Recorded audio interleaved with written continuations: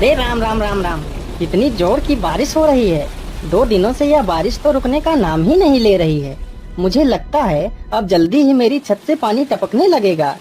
तभी उधर से एक शेर बारिश से परेशान होकर छिपने की जगह ढूंढते ढूंढते उसी किसान की झोपड़ी के पीछे बने तबेले में घुस जाता है, जिस तबेले में उस किसान के कुछ गधे बंधे हुए थे। अंधेरा ज्यादा होने के कारण शेर गधों को देख नहीं पाता है और उन्हीं के बीच जाकर खड़ा हो जाता है।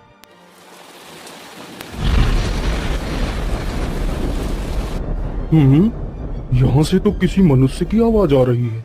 चलो चुपचाप बैठा रहता हूँ, जैसे ही यह आदमी मेरे करीब आएगा मैं इसे खा लूंगा। हाय हाय हाय, यह बारिश कब रुकेगी? ऊपर से यह टपका भी आ गया। अब मैं क्या करूं? इस टपके से कैसे बचूं? इतना तो डर मुझे शेर और बाघ से भी नहीं लगता है जितना डर मुझे इस टपके से लगता है। अरे यह टपका कौन है? मुझे लगता है यह टपका तो मुझसे भी ज्यादा खतरनाक है। अभी तो यह आदमी शेर और बाघ से ज्यादा इस टपके से डर रहा है। चलो जल्दी से मैं यहाँ से निकल लेता हूँ, नहीं तो कहीं टपका ने मुझे देख लिया तो मेरी खैर नहीं है। ओहो, अब मैं इस टपका से कैसे बचूं? चलो जल्दी से मैं अपनी मौसी के घर चला जाता हूँ।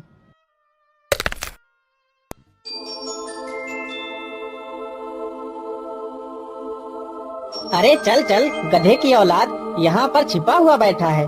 अरे चल जल्दी। अरे ये क्या, जिसका डर था वही हुआ। यह टपका तो मुझ पर हावी हो गया।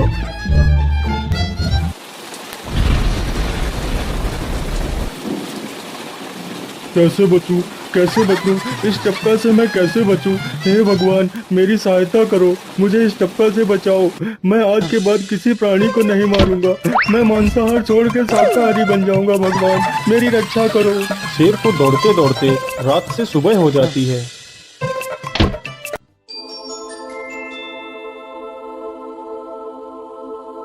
अरे देखो देखो, यह तो शेर की सवारी कर रहा है।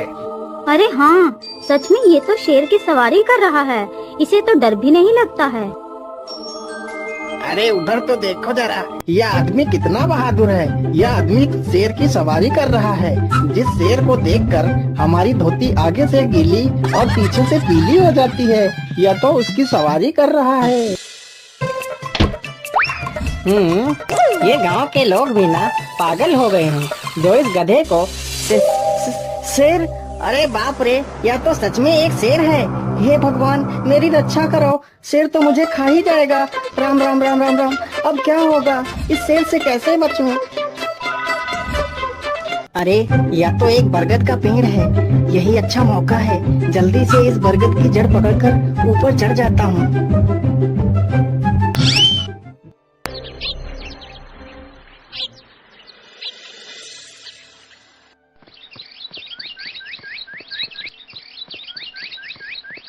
अरे शेर भैया, तुम इतनी जोर जोर से भागते हुए कहाँ जा रहे हो? आप तो बहुत डरे हुए लग रहे हो। आप तो जंगल के राजा हो, आपको किसका भय है? टपका, वो टपका मेरी जान के पीछे पड़ा है। अरे शेर भैया जरा मुझे बताओ, वो टपका है कहाँ? अरे भालू भैया, वो टपका मेरी पीठ से उतरकर उस बरगद के पेड़ पर चढ़ गया है। उसने मुझे रात भर खूब दौड़ाया है। वो तो भगवान का शुक्र है कि मैं जिंदा बच गया। चलो शेर भैया, मुझे उस टपके के पास ले चलो, जरा मैं भी तो देखूं आखिर ये टपका है कौन। अरे नहीं भालू भाई, बड़ी मुश्किल से तो मेरी जान बची है। मैं अपनी जान फिर जोखिम में नहीं डालूंगा। तुम्हें जाना है तो जाओ। अच्छा ठीक है शेर भाई, तुम यहीं रुको, मैं अभी बरगद के पेड़ पर देखकर आता हूँ आखिर ये टपका है कौन। जाओ जाओ बच्चू, जब वो टपका तुम्हारे ऊपर हावी होगा तो पता चलेगा। अरे कहाँ है यह टपका जिसने राजा जी की हवा टाइट कर दी? चलो इस पेड़ पर चढ़कर देखता हूँ। अरे बाप रे बाप, शेर क्या अकेला कम था, जो ये भालू भी आ गया। मुझे लगता है कि आज मेरी मौत निश्चित है।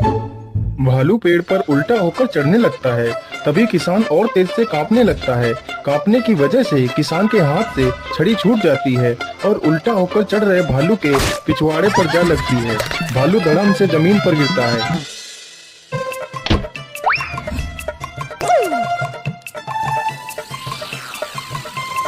मुझे लगता है अब शेर और भालू दोनों भाग गए हैं। चलो अब जल्दी से यहाँ से निकल लेता हूँ। सारे राज्य में यह बात फैल गई कि हरिया किसान बहुत ही बहादुर है और वह शेर की सवारी कर लेता है। धीरे धीरे यह बात राजा तक पहुंच गई। महाराज, क्यों न हम पड़ोस के गांव से हरिया किसान को बुलवा लेते हैं। वह बहुत ही बहादुर है। उसके बहादुरी के चर्चे तो पूरे राज्य में हैं। मुझे पूरा विश्वास है वह इस काम को जरूर कर सकता है। वह इस दुष्ट शेर को जरूर पकड़ लेगा। सैनिकों, हरिया किसान को आदर पूर्वक हमारे दरबार में पेश किया जाए। महाराज, आपने हमें याद किया। बताइए क्या बात है। मालिक, हमसे कोई भूल हो गई क्या मालिक? नहीं नहीं हरिया, तुमसे कोई गलती नहीं हुई है। यह कुछ लोग पड़ोस के गांव से आए हैं। इनका कहना है कि इनके गांव में कोई दुष्ट शेर आ गया है जो इनके पशुओं को उठाकर ले जाता है और उन्हें मारकर खा जाता है। हमने तुम्हारी बहादुरी के बहुत सारे किस्से सुने हैं। तुम बहुत ही बहादुर हो, इसलिए मैं तुम्हें उस शेर को पकड़ने की ये जिम्मेदारी सौंपता हूँ। अरे बाप रे बाप, उस बार तो मैं शेर के हाथों बच गया था, लेकिन इस बार मैं नहीं बचूंगा। अगर मैंने महाराज को सच सच बता दिया तो झूठ बोलने के जुर्म में मुझे फांसी पर ही चढ़ा देंगे।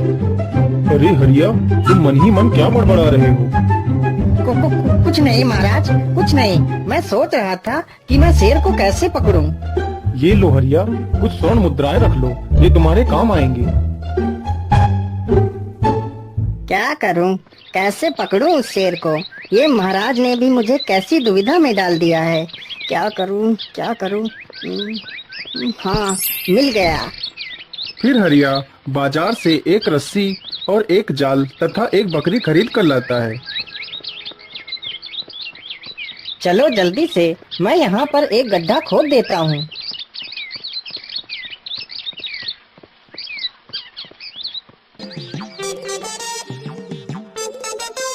गड्ढा तो खोद दिया।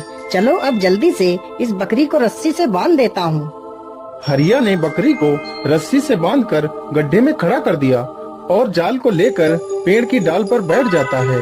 थोड़ी ही देर बाद जब बकरी को भूख लगती है तो वह चिल्लाने लगती है। अरे, यह तो बकरी के चिल्लाने की आवाज है, लेकिन यह आवाज आ कहां से रही है? आसपास तो कोई नहीं दिख रहा है। मुझे लगता है यह आवाज उस पेड़ के पास से आ रही है। चलो चलकर देखता हूँ।